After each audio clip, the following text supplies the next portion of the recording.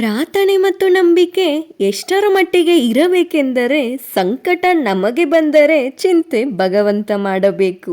ಇದನ್ನ ಹೇಳ್ತಾ ನನ್ನ ಮಿನಿ ವ್ಲಾಗ್ನ ಸ್ಟಾರ್ಟ್ ಮಾಡ್ತಾ ಇದ್ದೀನಿ. ಹಾಯ್ ಎಲ್ಲ ನಮಸ್ಕಾರ, ನಾನು ನಿಮ್ಮ ಪ್ರೀತಿಯ ಪ್ರೀತಿ.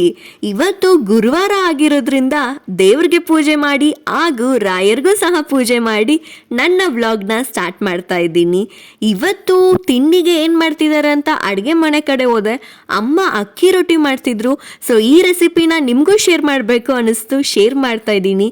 ಏನಿಲ್ಲ, ಸಿಂಪಲ್, ಒಂದು ಮಿಕ್ಸಿಂಗ್ ಬೌಲ್ಗೆ ಅಕ್ಕಿ ಇಟ್ಟು ಸ್ವಲ್ಪ ಉಪ್ಪು ಹಾಗೆ ನೀರು ಹಾಕೊಂಡು ಇದನ್ನ ಕಲ್ಸ್ಕೊಳ್ಳಿ.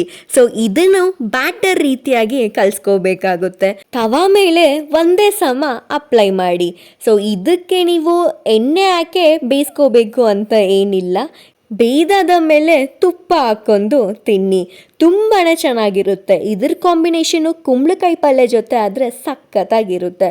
ಆದರೆ ಇಲ್ಲಿ ಅಮ್ಮ ಹಸಿಮೆಣಸಿನ್ಕಾಯಿ ಖಾರ ಮಾಡಿದ್ರು, ತುಂಬಾ ಚೆನ್ನಾಗಿತ್ತು. ಸಿಗೋಣ ಮುಂದಿನ ವ್ಲಾಗಲ್ಲಿ. ಬಾಯ್.